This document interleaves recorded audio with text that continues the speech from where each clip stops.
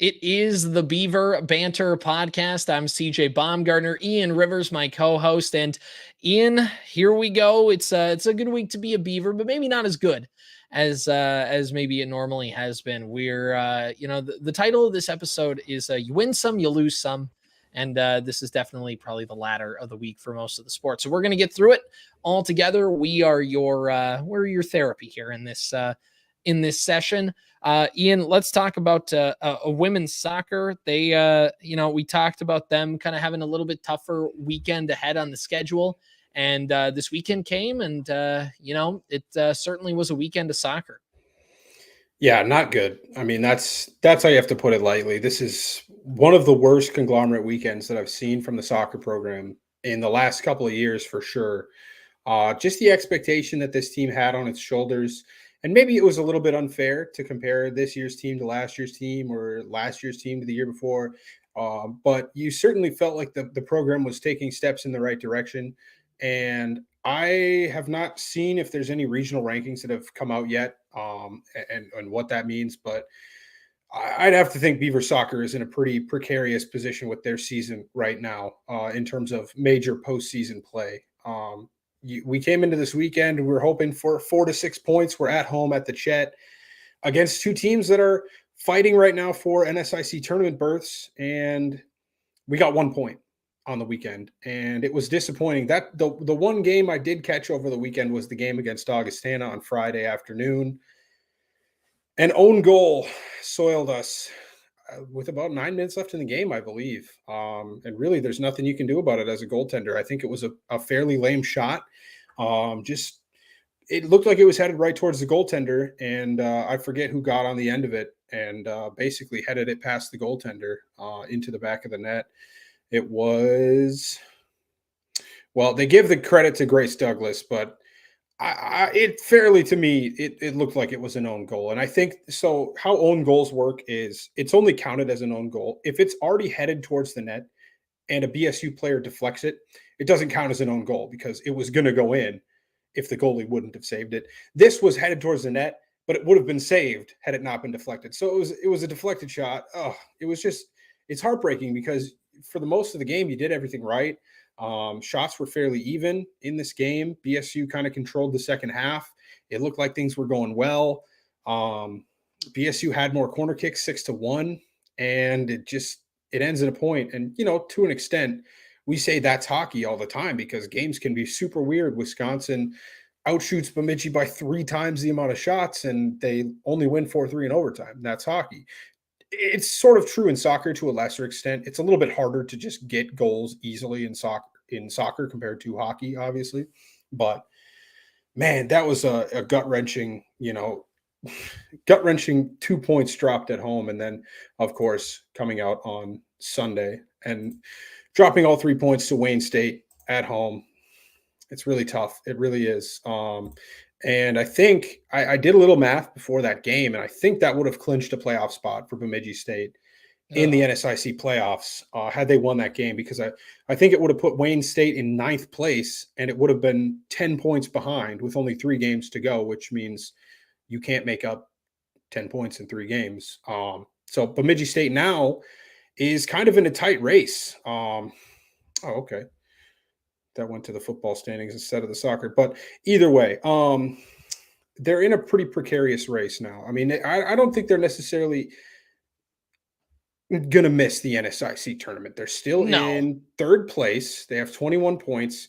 And the cutoff right now, there's a bunch of teams tied at 17. So you have a 4-point buffer, and you have 3 points, and you have 3 games left to go. So I think that there's still a chance that this team can – there's still a chance technically to get the 2 seed, which would be ideal, but it would mean you still wouldn't get home field past day 1 of the tournament. But either way, Concordia St. Paul and Minnesota State up this weekend. And those both are on the road in St. Paul and Mankato. Mankato is going to be the real test because Mankato right now sitting in 2nd place, 4 points above the Beavers. But again, we have 1 game in hand over Minnesota State Mankato. So if we win that game and we take care of business in our other games, we can still leapfrog into the 2nd position. St. Cloud with 28 points, you're 7 points back. That's going to be a really tough task. St. Cloud just dropped points this weekend. Every team at the top of the NSIC standings lost on Sunday. So there was a which is great a big help. opportunity. It is a help now, especially because now you can kind of still climb the rankings, but you probably would have needed that extra game of St. Cloud losing plus you winning to have any chance of kind of leapfrogging them for the top spot. But at this point, I think the goal has got to be just get home field in that first game and go from there, because we've shown that we can play with St. Cloud. We beat them earlier this year, and we tied Northern State. And for all intents and purposes, Augustana's in fifth place. We tied them as well. So I think we can still compete in a tournament aspect. I still think the defense for this team is pretty good. And what do we talk about every year? Defense is kind of what's going to take priority as the games get colder. So hopefully the Beavers can rebound from that, because they have a pretty tough weekend in front of them. Concordia St. Paul, that's one of those teams with 17 points down there. Their season might be on the line as well. So they're going to want to come in. They beat Bemidji last season. It's tough. It's tough. That's a really tough weekend for soccer. And I'm sure that they'd be the first ones to tell you that. But that is a tough way to – you had some momentum after a 3-0 victory over Minot State. You were hoping to carry it over, and you're hoping that was like the light bulb that's turning on, and it didn't seem like that was it. Right. And, you know, it's that thing of last year, and BSU women's soccer ran into the same problem last year. They're in every game. Rarely is there a game where it feels like they just get completely outplayed, but it's always, again, that slugfest defensive kind of game.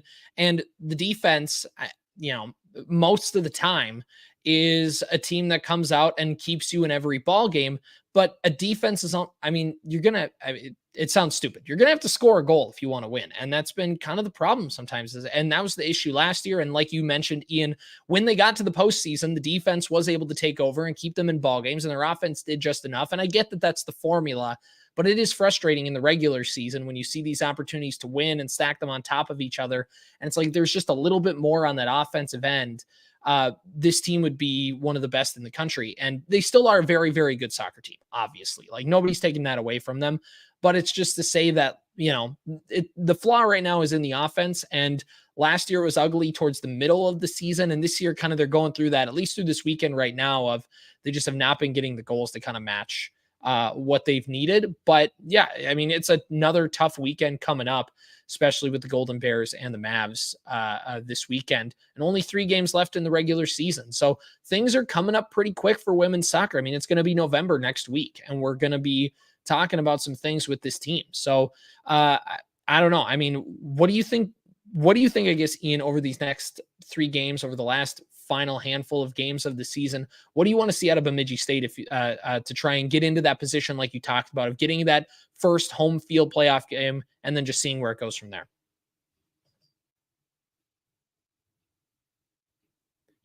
I got no audio for you, Ian. Are you there? Yeah. Sorry about that. I think from these last 3 games, you need at least 5 points.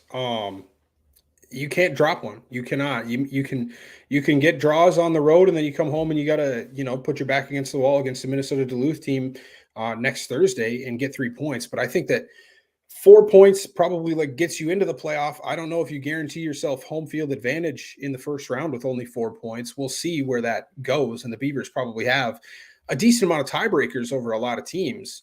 But I think at least, taking care of business as early as possible. You don't want to put the pressure on yourself, come down to the last game of the season, needing a win to get in or something like that, some crazy scenario. And the weirdest part about it is, CJ, that the Beavers actually in the conference have the most goals per game in the NSIC. They average 1.7 goals per game, which is higher than every other team. Concordia St. Paul with 1.6. So that'll be, for all intents and purposes, an offensive clash on Friday afternoon or Friday evening at 7. But I think you talked about this a little bit with the Twins this year, where the Twins offense was a little bit inconsistent. You see those 3-0 games, and that 7-1 game against Crookston is really skewing that stat. Yeah. If you reel that in, and that's about a 3-goal game, let's take a look. We're down from 26 to 22 goals per game, which puts us at about 6th in the conference. So there are specific games, and obviously being a good offense is sometimes you blow out a team 3-0. Sometimes you Right. score 4 or 5 goals, but it's the inconsistency, I think, that really gets to you. Um, but the Beavers have only been shut out twice now this season. Right. So they get goals. Sometimes it's just not as easy. It just doesn't look easy. I think that's the thing Yeah. to me. But hey, I still think this is a good team. That's the thing I take away from this. And they're just not getting lucky, or they're just not getting the results that they need, because there is a fair amount of luck that goes into it. Like, Right. the own goal, that's a little bit of luck. You should Yeah. probably put it up and over the bar instead of, this light little tap header that just kind of goes around the goalkeeper. Either way, I mean, that ball can end up anywhere. And if she doesn't get her head on it, it's a save, and you might win that game 1-0. And Right. we still have a chance to compete for the 1 seed. You play that situation 100 times out of 100, and it ends up that way maybe 5-10 times. Like, it's the thing about sports is every once in a while things are just a little bit different. And I think the Twins are a good example of that for some of you Twins fans who are listening to the podcast, of like, there's good plays in there. There's good plays in there. Like, there's a team that can do some really good things in there. You just want to see it more often. And again, like the Twins did in the playoffs, there is a formula to making a little bit of a run. And obviously we saw that last year with BSU women's soccer. The formula is there, the good defense. We just have to have our offense kind of get hot at the right time and get some of those bounces to go our way. Like, the formula is there, but yeah, it's like you said, Ian, it's just kind of hasn't quite been as consistent as we want it to be. Right. And we'll see what happens. They have 2 games, obviously, this weekend, 3 left for the season. On the road in St. Paul, Friday at 7 p.m. And then Sunday afternoon, 1 p.m. That seems to be the standard for the Beavers pretty much every Sunday at 1. You can log into the NSIC Network app and watch the Beaver soccer team play. That's going to be a big game. There's been some big games against Minnesota State lately, whatever sport you want to say. But then this is going to be no different. That's a big jockey for position. I'm going to go ahead and predict a tie for that game, because I feel like every time in the regular season that the Beavers roll into Mankato, or Mankato rolls into Bemidji, it is a tie game in soccer at the very least. So, CJ, yeah, that's me doing my score. Me to join you in the horns down, or are you waiting for just my sentence? No. This is my score prediction. It's going to be 1-1, a tie. 1-1. Pretty fair prediction there. Anytime you get a chance to flash the horns down for Mankato, you just got to do it, Absolutely.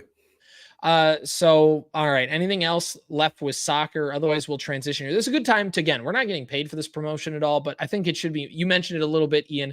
The NSIC app is just on a Roku TV. Just go download it. It's free, and you can watch all the games right on your TV. You can also watch it on your computer and your phone, which I've done a ton. But having that option right on my smart TV, just so easy. So go do that, and you can watch all the games, including volleyball if you get the chance, because BSU volleyball had themselves another good old weekend of volleyball, coming off their best weekend in program history, getting an upset over a top 8 team in St. Cloud State at the BSU gymnasium a weekend ago. Ian, over the last weekend, how did volleyball do? Well, last weekend was not any more of that magic, and they had a couple games at home against Southwest Minnesota State and Winona State, lost both of them 3-0. And they kept every set close with SMSU. All of them were within 7 points, and then the last one was 25-22. So you can kind of be happy about that. Like, hey, it's the number 7 team in the country. You're not going to upset these teams every time you play them, and at least none of those sets were, hey, we scored 10 points and really kind of embarrassed ourselves. So that I thought was a fine performance. And then more of the same against Winona, 25-18, 25-22, and then 25-21. And I didn't get to watch this game to know exactly, like, man, were we really in it? And then just kind of gave up a massive run at the end of the game or the set, I mean. And so it's just overall, it's a tough weekend, but not a super surprising result, I don't think. Out of the NSIC Volleyball Conference. What I think is more interesting to talk about is the Beavers' position in the conference, because coming down towards the end of the season, you are in a close race, in a very, very close race. There's a decent chance I think this team could end up in the NSIC tournament. Right now, the team sits, I believe, in 10th place, Yep. but they're in a tie for 8th place with Minnesota State, Sioux Falls, and Augustana. And Augustana just lost a game the other night, last night maybe, to SMSU. So them dropping that game helps the Beavers out a little bit. But yeah, 6 games left in the season, and I think you win 3 of them, and you've got a decent chance to make the NSIC tournament. This weekend, you got number 4 in the country, Concordia St. Paul, and Minnesota State. So I don't know if the volleyball team is traveling down with the soccer team, but both of those teams have the same opponents this weekend in St. Paul and in Mankato. And that Mankato game, again, for the volleyball team is going to be massive because Mankato is the team that currently occupies the number 8 spot in the conference. So if you can take a game from Mankato, from Minnesota State, and win that only increases your odds coming down towards the end of the season. So that's going to be a big game to watch out for. Again, we're not going to expect them to go into St. Paul and beat the Golden Bears, but if you do, it's just house money. That it's kind of right. We have no expectation, so all you can do is impress us. Exactly. And yeah, I mean, it's just a tough weekend. It's pretty much, can you get through? Can you salvage something and then move on to kind of that last 2 weekends of play? And I mean, it doesn't get much easier, but you have Augustana and Wayne State both at home, and then you go on the road to Minot and Mary. There's some games you can pick up in these final 4, but likely going to be in that final weekend. But also at the same time, there's a chance here for them to, like you said, sneak into the back part of that NSIC tournament. And, obviously you want to get in the tournament, you want to get in the dance to see what you can do in the conference, but also just considering where this program was a year ago, to be able to be in that contention this late in the season. I know it's fighting for that 8th spot, but to still be there and to be, again, what was the goal for this season that we talked about at the beginning? It was Bemidji State's in that bottom tier coming into the season of the NSIC volleyball team. So how can they get into that middle tier? Because we know that they're not going to jump up from worst to first, but can you take that step and go from bottom tier to middle tier and in that middle of the pack of the conference? And they've done that. And it's the bottom part of that middle tier, but it's still in the middle tier. And they've still shown that they have the capability to throw a haymaker against some of the better teams in the country. So overall, I think it's been a good season so far for Bemidji State, and they have a chance here. They have a chance here to do something. So that's, again, the biggest thing to take away. And, we talked about, winning a game and playing with house money against one of these 2 teams, but also at the same time, they're playing with house money right now, considering that they've already surpassed kind of the expectations that we've had for them coming into the season. Yeah, absolutely. I mean, they could lose out and we would still look at the season on a whole as a positive. Now, obviously, feel a little bit more an 8-game sour losing on it, streak to end that season is not what you want to do. But again, the only reason we're talking about the NSIC playoffs is because they are right there. That's not necessarily us saying like this team needs to make the playoffs or they're going to be a disappointment. Absolutely not. Like CJ said. And this has got a little bit of a parallel to the men's basketball team last year. Coming down towards the end of the season, we said, hey, we're just happy. We're thrilled to be in a position where we could potentially make the NSIC tournament. And then you turn around and have a great end of the season and a great tournament run. You end up in the semifinals, a very, very good contested shot by an MSU Moorhead player away from going to the NSIC championship game. So you never know what could happen. And obviously, this is a much different aspect and a much different scenario than that men's basketball team was in. But either way, we'll touch on that a little bit more next week. I think if you lose that game to Minnesota State, the hill gets a little taller, but it doesn't mean it's impossible. It kind of matters as well what happens elsewhere in the conference. So we'll keep an eye on that and we'll keep you posted come next week. But hopefully the Beavers can take a win from Minnesota State this weekend in both soccer and in volleyball. Right. Yeah, it's going to be a tough one. And one more time for the folks at home, just got to throw that little horns down in there because, you just gotta. It doesn't matter what the score of those games are going to be. When you got a chance to flash the horns down, you got to do it. So, all right, Ian, let's brighten things up a little bit. It's been a little somber start to this podcast. let's flip the script a little bit. Let's get back to talking about football. And I know last week it was a little, it was a good win for the football team down in Wayne, but there were still some things that's like, okay, like this could be better. This could be better. And then we said, at the end of the day, we expect you to just pound Concordia St. Paul into the Chet turf, and anything other than that, we're going to have an issue with.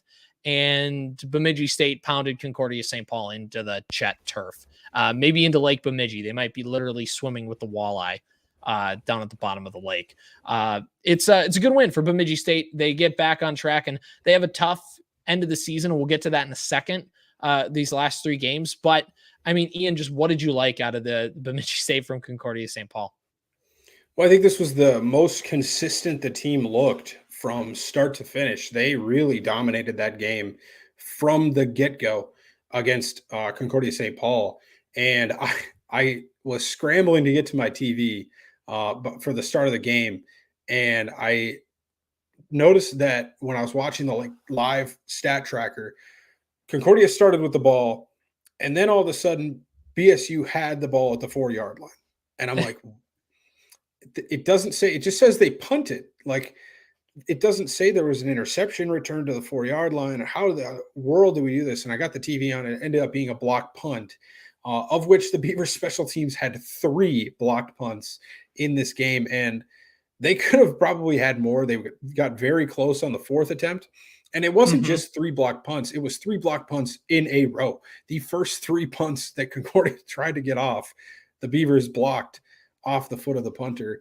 The 4th one was very, very close to being blocked.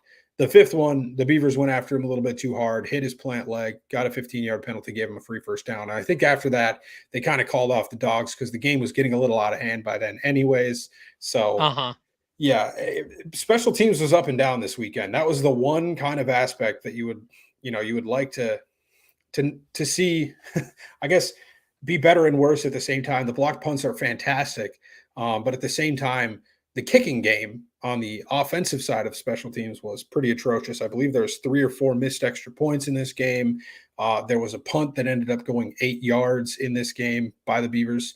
So, and there's external factors that go into that, but I think that I could punt a football 8 yards, even in a collegiate game, CJ. So that's a problem. That is a problem. I don't care if you're an NFL punter. I'm going to get on you if you punt the ball 8 yards. But a solid win. The only thing I could complain about is the fact that it was like 31-0 at halftime, and this final score was 38-3. You don't know, obviously in college football, the blowout matters a little bit more than in like the NFL. It doesn't matter. You win, you win. It Right. doesn't, there's no power ranking. But there is a little bit of that, whether or not the committee sees this game and just sees 38-3. And then other teams around the conference went 52-10 on this team. So, but either way, 38-3 is nothing to spit at. That's a dominant performance. You just would have liked to see the guys at the end of the game come in and have more success. But either way, for a majority of the second half, it was backups in there for the Beavers. So good to get those guys some reps on the football field in live action, at the very least. Well, and again, and I think that's an interesting point, because obviously you're right. They need to have those points. They need to have that margin of victory to show the voters and to show, the Super Region Committee, which again, that came out a couple days ago, and we'll get to that in just a second here. But also, they got a pretty tough next few games. So it might have been we're already up big. We're going to win this game. We need to try and we want to make sure we show everybody that we can beat Concordia St. Paul into the turf, but also, if Del Duncan Busby twists his ankle and he's out against Augustana, well, then what's the point? Like, we'll lose. If Brandon Alt hurts his shoulder, we're done for. You know what I mean? So it's just keeping everybody healthy, I think, is I don't know how much it weighed into that. Again, like, I don't know. I don't have any words on what Bolte said post game or anything like that. But my guess is that has to factor into it somehow. Of like, we got the next 3 weeks are going to be a grind. There's no more gimme wins on the schedule here. All of these next 3 games for Bemidji State are going to be dogfights. At least it looks like it's going to be that way. And it's kind of an all hands on deck. They got the job done against Concordia St. Paul. The plan is probably like, let's race out, get to that early lead, and get everybody resting by halftime. So that way everybody's ready to go for the next week. And I think that was 100% what they had in mind, because you're up 31 or 30 some at halftime. You do not need uh coming from a Charger fan whose coach played your starters for over half the game in a meaningless Week 18 game and got Mike Williams injured. And wow, who would have been a very essential part to that playoff game? Mike Williams. Yeah, I think it's very good that they just got those guys out of there. They're healthy going into these next 3 games because, like you said, man, these are tough matchups for the Beavers. But yeah, dominant win either way. Right. There's not a lot to be nitpicky about in this game, I guess, outside of special teams. And honestly, the special teams makes this game look a little worse because this game was supposed to be like a 44-3 game, but we had a couple missed kicks, and that always stinks. But BSU, man, they really kind of ran circles around this Concordia St. Paul team. Let's take a look at some of the stats here. Brandon only passed the ball 16 times for 114 yards and 2 touchdowns, but no interceptions in this game. And the rushing game looked really good. Ali Muhammad looked solid on the ground. He had a phenomenal touchdown where he kind of rolled off of a defender and got it into the end zone. Jared Gronsky looked pretty good on the ground. Jaden Washington, Sage Booker. And that probably goes a little bit into the defense you're playing, but at the same time, it's good that you look good against a bad defense because the last thing you want is to look not good running the ball against a not good defense. That would be even worse. So, yeah, not a lot to break down from this game. It was a pretty dominant performance from BSU, and that's exactly what we wanted to see. They were the lone bright spot on the BSU horizon this weekend. Right, exactly. And Ian, I think this is a good time to take a look at those next few games for Bemidji State. So why don't you whip us around the NSIC and let's see how a few teams did. Yeah, Mary got in a high-scoring battle against Davenport, 44-34. Mary falls at home in their out-of-conference game. Winona State and Sioux Falls, kind of those middle-of-the-pack teams played. They met at Sioux Falls. Winona State 42, Sioux Falls 35. Obviously, you have Bemidji State 38 over Concordia St. Paul 3. The big game of the weekend, Augustana taking it to Minnesota State in Sioux Falls, of course. So it was a home game for Augustana, but an 18-point victory, 28-10 over the Mavericks. So the NSIC championship dream is still alive for the Beavers. If they win out, they guarantee themselves at least a share of the NSIC title. But that's quite a ways down the road. Let's take this one step at a time. But MSU Moorhead over Southwest Minnesota State in Marshall. They doubled them up 34-17. Moorhead looking like a quality team this year. Still, they have not faltered at one point in this season, from my expectations of them at least. Minnesota Duluth taking it to Minot, 42-7 in Minot. And then the surprise of the weekend, outside of Sioux Falls, I suppose, and Augustana beating Minnesota State, was Northern State upsetting Wayne State College at home in Aberdeen, 28-26. And that sucks. That really sucks because Wayne State is Bemidji's only quality win to this point this year, outside of Winona. And I guess Northern State is your other really solid quality win. Otherwise, you've got Southwest on there, Concordia, who's not having a great year, and Mary, who's even worse. So for the Beavers, you wanted that game to look as good as possible. You would have loved Wayne State to go on the road in Aberdeen and take that game. And it kind of compounds by making it even worse. The week before, Mary losing to Minot State. It's just, even those bad teams can't look like solid wins. But either way, the Beavers are taking care of their own destiny, at least most of the way so far this season. But a big matchup this weekend. They've got to go on the road to 25th ranked Minnesota Duluth in a game that is going to be very tough. It's going to be very tough. And, Duluth did lose to Wayne State, who, has lost a couple of games in a row now. And I think that's their third loss on the season.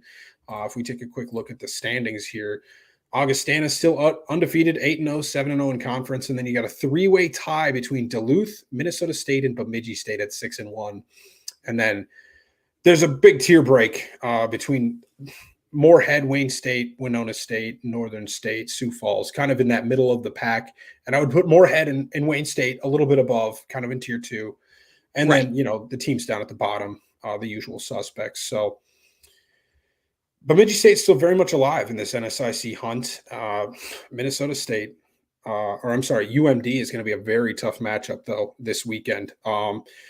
Currently the best offense in the NSIC in terms of points per game at 38.4. Bemidji State just 2 points behind them. There's some really good offenses. There's 5 teams scoring over 35 points a game in the conference this year, and believe it or I not, can't tell if that's because there's a lot of good offenses or if just because the bad teams are just getting absolutely shellacked. You know what I mean? that could be. That very well could be. I'd have to maybe look back at like past seasons to see how many teams are over, a certain amount of points. Right. But yeah, there's 7 teams over 30 points per game on the season. So I think it probably has a little bit more to do with the defenses at the bottom of the conference are giving up a lot of points per game. But yeah, believe it or not, Bemidji State has already played one of those other 4 teams in that top 5, and their last 3 matchups will be against the other 3 of those teams in the top 5, not named Bemidji State. So the gangrene defense is going to get tested here.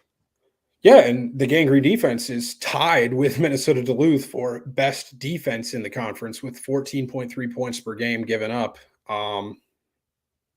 So I mean, this is a really big matchup. These teams are very good. It's huge. Let's take a look at some of the rushing stats. Minnesota Duluth, wow, best rushing offense in the conference. They run the ball like crazy. Yeah, and the best run defense in the conference. So if you're Bemidji State and that run game isn't working, I don't want to tell you to abandon it. All right, I'm not a football coach. I've never claimed to be a football coach, but if you are not running the ball with much success against the best run defense in the conference, maybe you don't have to run at least 3 times on every drive. I don't know. Because it feels to me like they've made more of an attempt to get the running game going this year. Last year, they were pretty quick to abandon it when it wasn't working.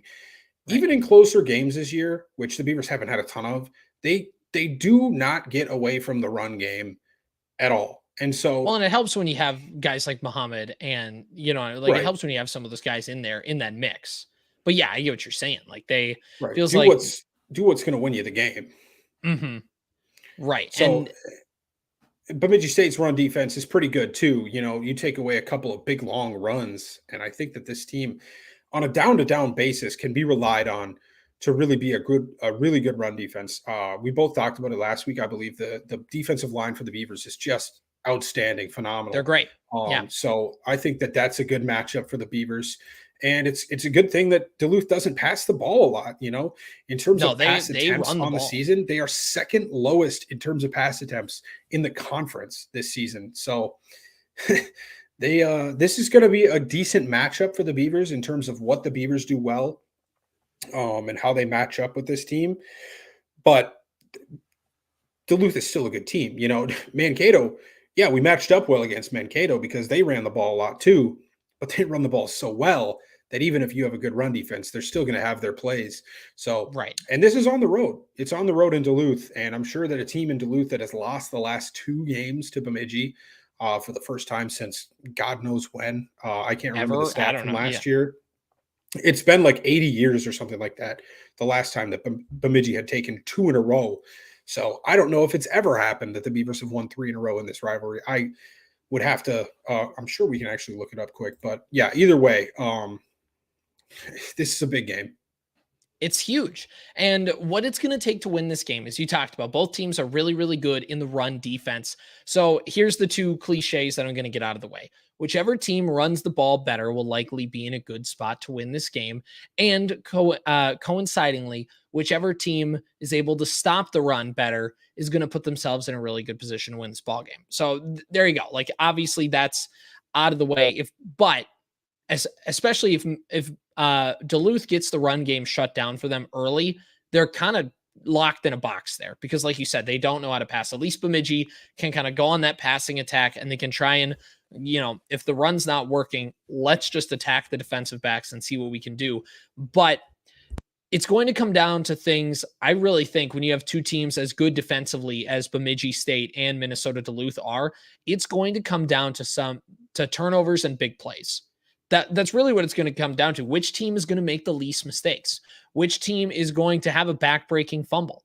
which team is going to, I mean, really like it's like the game against Minnesota State, right? Like those two teams went blow for blow with each other. The Beavers just had a couple turnovers and big plays that went against them. And in the end, that's what was the deciding push in the ball game. That was what ended up doing them in the end. And it's going to be the same thing. These two teams are very evenly matched. These two are both good football teams. And it's going to come down to whichever team is the cleanest and whichever team can avoid the big play. Yeah, absolutely. And shutting down the run game is exactly what won the Beavers the matchup last season. Because last season, Duluth, I remember watching that game, and Bemidji at halftime led 20-3. And then in the third quarter, Bemidji jumped out to a little bit more of a lead even, and Duluth still was just running the football. And I'm like, hey, go ahead. That's all they can do. Yeah. Even if you get a 5-6 yard chunk play, you're not going to break a big one. And I mean, it was great. It was exactly what you needed. So if the Beavers can replicate some of that, I think they have a really good chance. By the way, longest win streak for the Beavers in this series is 3 games. So they would tie that. And that happened between 1940 and 1942. So we're talking World War II era. Do it for our World War II vets, boys. Let's go. Come on. I don't want to bash on my own university, but I can only assume that the good Bulldogs had been drafted into the war or something. And that's why Bemidji might have had a chance to win those 3 games back to back. The Bemidji was a teacher's school back then. So they're like, those teachers, they can't go to war just yet. And they're like, okay, we need them for education. Put on the old leatherheads, boys. Let's get them going. Yes, we're looking to start a new winning streak here, or extend a new winning streak, and extend this streak to 3 games, because obviously we've won the last 2. But real quick, let's touch on the upcoming schedule for the Beavers, because we've hinted at how tough it really is going to be. And the reason being, you're on the road to Minnesota Duluth. I think if this game was at home in the Chet, I would feel pretty confident about the Beavers' ability to win this game. And I still do, but it's just on the road in Duluth. That's a tough place to play. You're right on the hill. The weather can get weird up there.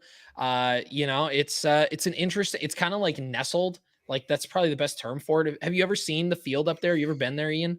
I think I've driven past it, but I've never actually been.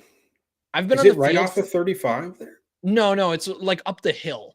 So you got to go up the hill a little bit, because like the university's up the hill, because it doesn't actually want to be associated with like Duluth proper, because who would want to be associated with Duluth proper?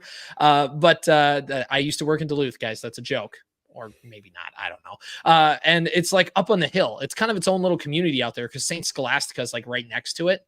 But yeah, it's like right up on the hill. It's beautiful, like right up in the mountains or the hills or whatever you want to call it up there, the bluffs. Up there, it's right up there. It's kind of tucked behind. I was there for like a youth football camp that the university put on, and I was there for like the NSIC track meets when I worked in TV up there and had to cover it. But yeah, it's a cool little setup. It's a nice field. It's kind of, in a way, and I know we got a bunch of other things to talk about, but in a way, it's kind of what the Chet should be, in a sense of how like modernizing the stadium. I love the Chet. It's a great stadium. It's a great venue. I'm not trying to dump on it at all. The bleachers are old, and like there's just some renovation things to make it a little bit better. And I think Duluth is kind of the blueprint of what you could do with that, because Duluth is it's not on the lake, but it's a similar setup. There's just big bleachers right there, and there's a big press box, and it's not quite the exact same, but it's just modern. And I think that's something that eventually, and I understand it's a money thing. I'm sure Bolte would love to have that thing modernized, but like that, having that is kind of the blueprint of what I would want the Chet to be. It's a nice stadium up there. It's nothing super fancy, but for what it is, it's great. But yeah, I mean, these games over the next few weeks here, Ian, are going to be super important when you look at Bemidji State's upcoming schedule. So they have 2 more road games, counting this Saturday, and then they have 1 game at home. That's 2 weeks from now, or the 4th of November. Opening morning of deer hunting state cross country meet for the high school runners in Minnesota. They play Moorhead, and Moorhead just beat up, as you mentioned, Ian, on Southwest. And I heard, for whatever reason, I was scrolling through AM stations, and I found the AM station that had the Dragons game. And I was listening to like the final 2 minutes and just hearing them talk. And they're a team that's confident. They're a team that we've talked about all season long, that they've been lighting it up. They've been able to score. And then you go on the road to Sioux Falls to Augustana in a game that could potentially seal your fate. I mean, if things go poorly for Bemidji State, they could miss the tournament altogether. And I guess that kind of is our next question, Ian. What do the Beavers absolutely need to do if they want to put themselves in the best position possible? Like, what is the ceiling for this team and what is the floor? Because the floor is them losing all three and missing the tournament. There's the 1-2, the 2-1, and the 3-0. I feel like a 2-1, 1-2 is the likeliest situation. I don't see them going 3-0 in this spot, but I mean, at the very least, they're going to need to go 1-1 in these next two games and then see what happens against Augustana. Yeah, absolutely. And I think that the reason that Moorhead game scares you so much, obviously Augustana is now the highest ranked team in the conference. They are 8-0 undefeated, and that could be the case still when it comes down to the last game of the season. And then you look at the sheer matchup of what Moorhead could do to you. The Beavers are 10th in the conference in pass defense. MSU Moorhead is in first place in terms of passing offense, and it's partially just because of the volume that they throw the ball. But either way, they are 120 yards above Wayne State College on average, who is second place in the conference. So that just scares the pants off of me in terms of a matchup. For Bemidji State. But yeah, I think in terms of making the tournament, they've released the regional rankings. By the way, just if you're looking at the polls, Bemidji State dropped a little bit this week. They are now 16th in the coaches poll, down one spot. And there's movement that happens like around us. Obviously, Augustana jumped us, and we didn't play a very good team. But then they dropped from 9th to 12th, I believe, in the D2 football poll, D2.com. Right. So either way, it doesn't matter. You're going to have all the opportunity you want to jump up that poll. And the real ranking that matters is the one that just got released, the D2, football rankings, the regional rankings that are out now. And of course, there's no ranking to it this week. It's just the 10 teams that are under consideration, and they're listed in alphabetical order. So you've got 4 and 3 Angelo State under consideration, probably because, they've had some quality losses, but they are a good program either way. Then you've got Augustana, Bemidji State, Central Washington, Colorado School of Mines, Minnesota Duluth, Minnesota State Mankato, Texas A&M Kingsville, Texas Permian Basin, and Western Colorado University. So I think when you look up and down, the Beavers are currently ranked 5th out of all those teams in terms of the coaches poll. I think Augustana, I think it is Colorado School of Mines, who's ranked number 1 right now. Then you've got Minnesota State Mankato and Western Colorado that are all above them in terms of that super region. But if the Beavers go 3-0, which, again, that's going to be a tall task. But if they do it, there's no way that this team does not get a home playoff game. And probably the number 2 seed, because you would be probably leapfrogging Augustana and maybe Minnesota State, depending on what happens there. Depending on the strength of schedule, I mean, there's a good case to be made that you could leapfrog them. I mean, depending on how they do. 2 ranked teams to end your season in number 25, Minnesota Duluth, on the road. Both on the road, yeah. And then beating up on a very solid Moorhead team. And then you would hope that Moorhead could win their other games this season to kind of make that win look really, really good right now. Because I think that they are on the season, they're 5-3. And of course, the 3 losses they've had, we've talked about, they've been to great teams. But if you can make yourself a 7-4 team, come the end of the season, that's a great loss or a great win for Bemidji State. But yeah, I think that if you go 2-1 in these games, that means you've beat a ranked team on the road, one of the 2. And so I think that you're very much in at that point. I think it would be difficult. You'd need a lot of help to get a home playoff game at that point, with only 8 wins on the season. It's not impossible, but I guess if your one loss is this weekend to Duluth, and then you go and beat Moorhead handily, and you beat Augustana on the road, and they're still undefeated at that point, that could maybe launch you up. But you would have to both leapfrog Augustana and Minnesota State, and you'd have to hope that they lose, or maybe Western Colorado drops a game. So you're asking for a lot in that situation. But I think you can safely make it to the tournament going 2-1, because that would mean you would beat 2 good teams and lose to probably another ranked team on the road, and that's not really going to go against you all that much in the grand scheme of things. The only concern is maybe you lose to Minnesota Duluth, Now they've got 2 losses on the season. Like, if it comes down to the end of the season, I don't know what their, schedule looks Right. like, but maybe they've got 2 losses. Maybe they jump you, because they've got the head-to-head. I don't know how that would work, but, UMD will play Concordia St. Paul on November 4th, and they'll go to Mankato on November 11th. okay, so that's very reasonable. If you lose that game, they still could drop another one, but you want to go ahead and just beat Duluth. Just take care of Right. business. And Get you the are the one higher win ranked under team, your by the belt. way. Yeah, you are. I mean, you are the favorite team probably in this matchup. The only thing that's going to be giving Duluth the benefit of the doubt is the fact that they're at home, I think. Either And they've way, been a traditionally good program. and they've been a Like, very traditionally good program. I mean, it's like, they've been yeah, okay, but they've been all right. Yeah. So, yeah. I mean, all right, here we go, Ian. Let's wrap up our football stuff. Final score and any bold predictions you got. I think Brandon Alt puts the team on his back in this game. I think you see another, maybe. I'm going to go 4 touchdowns. I don't know how many yards he throws for, but I think 4 touchdowns through the air and probably close to 250 to 300 yards at least through the air, especially considering how good Duluth's run defense is. I think you got to lean into him, and he's got to be the guy, because he's had a down year in terms of stats, and I don't think he's looked any worse this year than he did last year. It's just been different offense that the Beavers have been running. They've been blowing out teams a lot, throwing a lot less. But I think you got to rely on Brandon Alt to win you these last 3 games. I think Alt has a big game. Beavers win 28-27.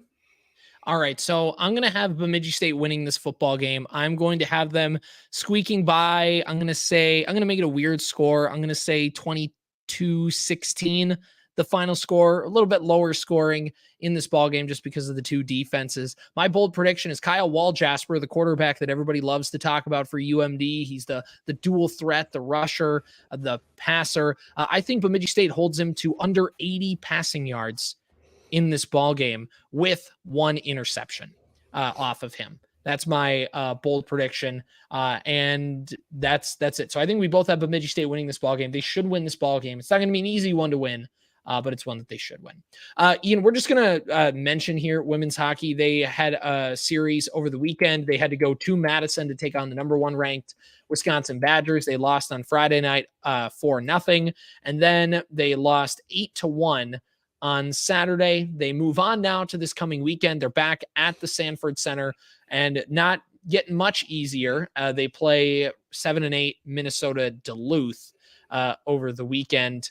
And that's where things stand for the Beavers in that one. So let's talk. I want to touch quickly on that. Just give them credit for the first 40 minutes being 0-0 with the number 1 team in the country on the road on Friday night. It was 0-0 heading into the third They did period. compete in that one. And I was like, hey, hold on here. Are we about to shock the world in hockey and tie this game? Or not even saying you got to go up and but I believe that there was we need to give a shout out to the goaltender quick. She had like 60 saves or something like that on the weekend.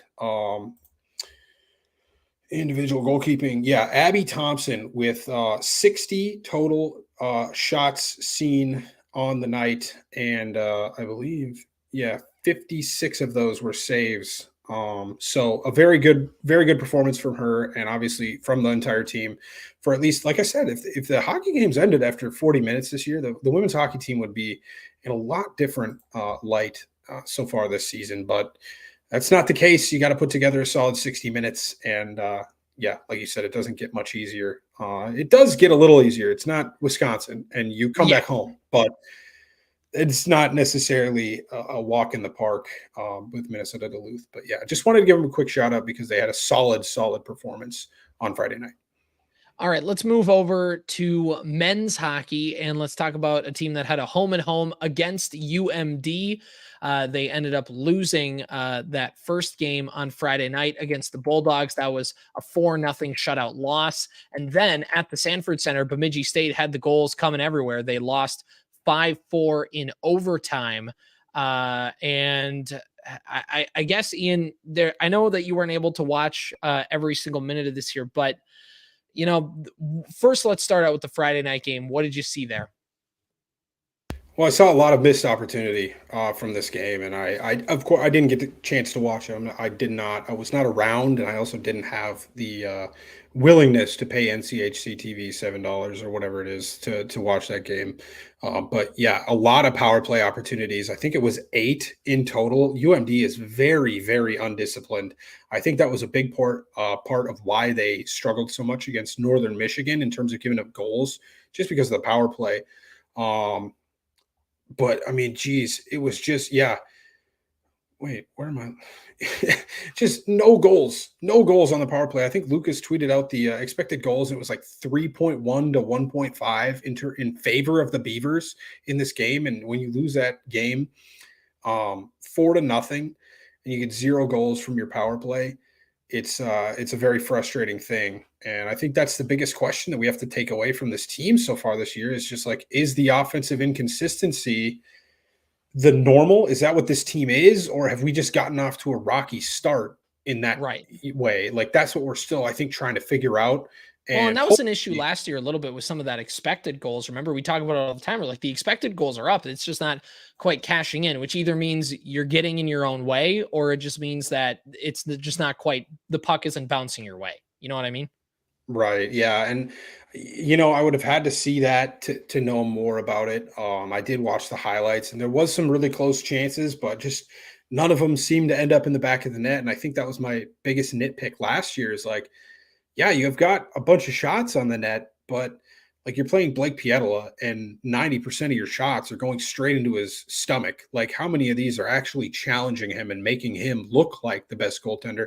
And of course, this wasn't Blake Pietola. This is a different team, but I wonder how much of it was just like, yeah, we threw it on the net just to see what would happen and get that shot count up, and how much of it was we were in a dangerous area making good plays.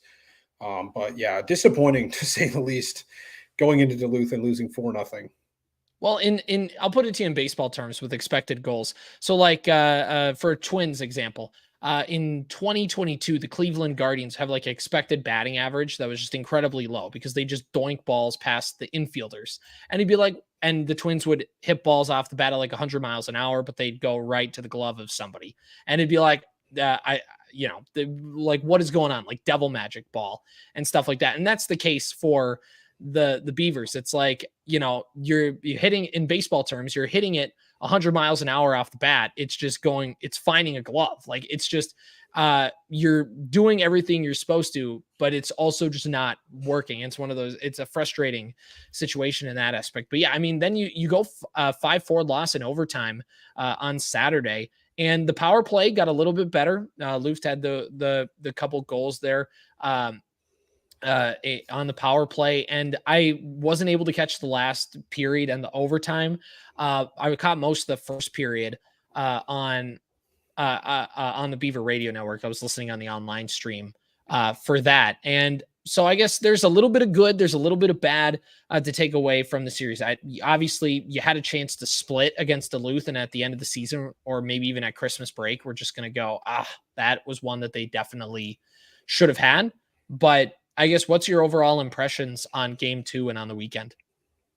Well, I think that this whole weekend it looks bad optically because you got swept by Duluth. But there are definitely positives to take away from this. I think that the Beavers are doing a lot better job of getting offensive pressure and creating chances than they did in the first weekend, at least. And the first weekend it wasn't necessarily just chances created; it was wow, when we got our good chances, we took them almost every single time, other than a couple breakaways by Leighton Road. And here's the difficult thing. Leighton Road has 3 goals on the season. He scored one of the 4, and so you obviously you're not going to get on your best offensive player. But the Beavers could be like 3-1 this year if Leighton Road had just a little bit better of a shot, because that in that overtime loss to Wisconsin, he had a shot that went off the bar, I believe, in overtime on a power play. And, if that goes in, they win that game. And then to end the game against Duluth, I saw on X or Twitter that there was a breakaway with like literally 5 seconds left in regulation that Road couldn't put away. And that would have won them the game 5-4 in regulation. But, again, you're not going to get on him because he's been the offensive superstar, last year and this year with 3 goals already on the season through 4 games. That's a good tally. And you expect that to keep up. The biggest negative I took away from this weekend, I think, is the penalty kill. 4 power play goals this weekend given up, and that's, I don't have the exact statistic in front of me, but you're got to be down around 60% on the season, if not a little lower at this point. That's really alarming. And obviously it's only a 4-game sample size, but. Well, and that's the other thing too, is that it always, when we were in college, especially, that was always the calling card. It was like the one thing that the Beavers did really well was like, oh, we've got a 92% penalty kill. Yet we're under 500. Like the one thing that, we actually prefer playing with 4 men on the ice. Thank you.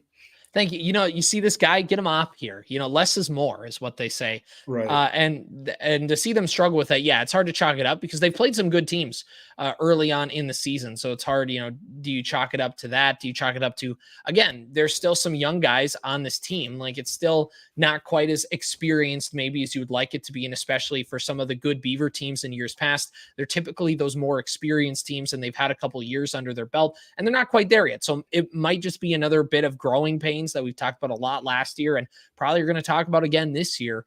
But I don't know. It's frustrating in that sense because one, obviously being on the penalty kill is bad enough. And then when you just know that it's not working out for you, it has a way to stockpile. Like again, when your team is stopping penalty kills left and right, obviously you're playing well, but there's also a confidence factor of like, okay, cool. All right, well, we'll stop them here. We'll lock down in these next 2 minutes.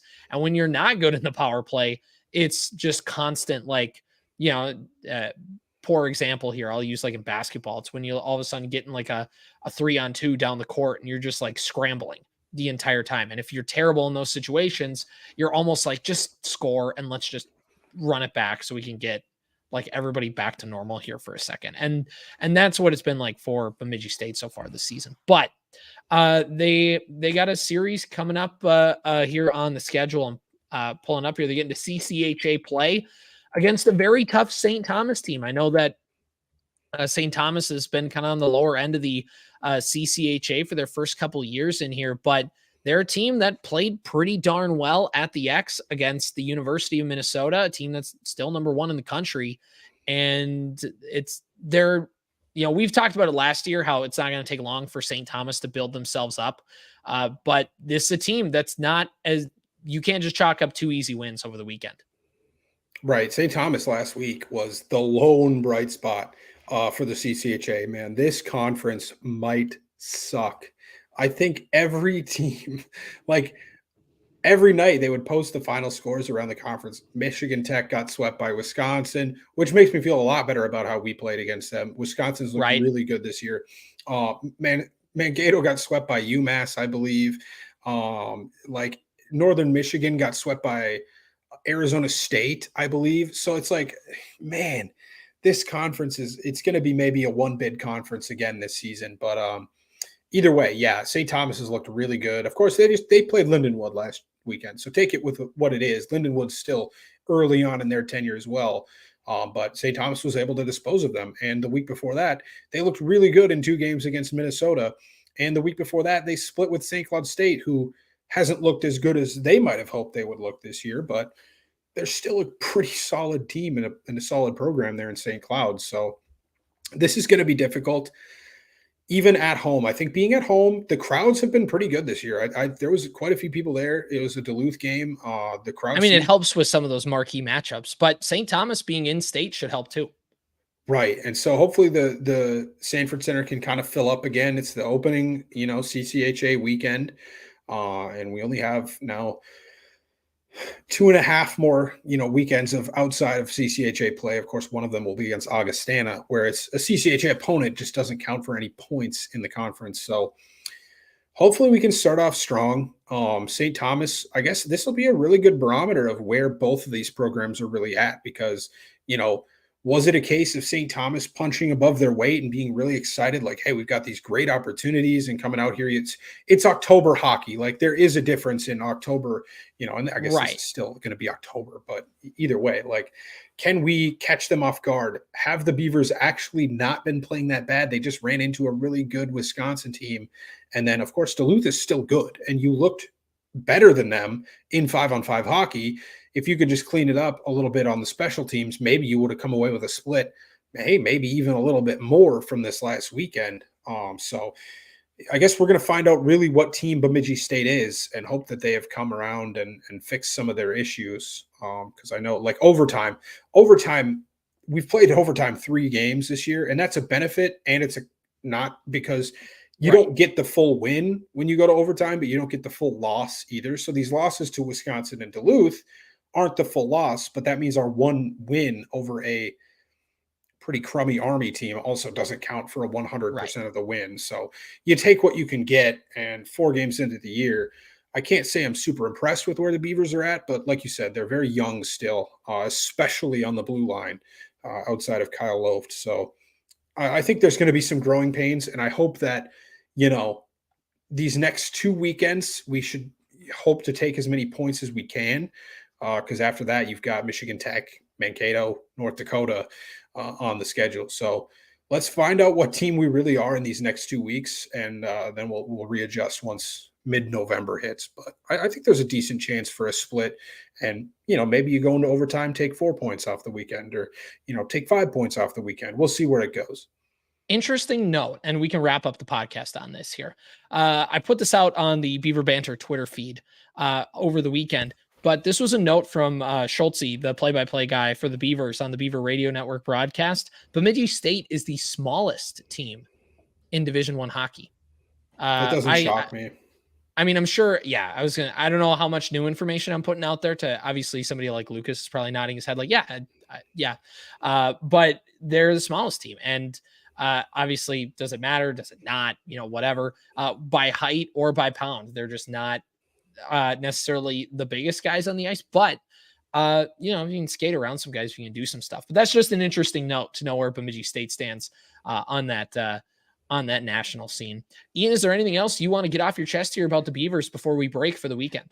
Whew, man. Hopefully this weekend is a little better. Last weekend the tally was 1-7-1, I believe, on the weekend for the Beavers, and so hopefully we can get a little bit more than one win. I'm looking to get 3 or 4 on the weekend wins at least, and then maybe some ties, maybe some other action there. So it should be a better weekend. I think we've got the worst behind us in terms of fall sports, hopefully. But yeah, very much to be optimistic about still. A lot to be optimistic about. We'll break it all down for you again next week. Be sure to follow us on our Facebook, Twitter, YouTube pages. We post the podcasts on there as well, along with posting just on our own as well, especially on that X Twitter page. Go follow that as well. And you can listen to the podcast in audio form on Apple Podcasts, Spotify, wherever you get your podcasts as well. Be sure to like and subscribe, give that the 5-star rating, do all that kind of jazz you need to do. I'm CJ Baumgartner. That's Ian Rivers. And this has been the Beaver Banter Podcast.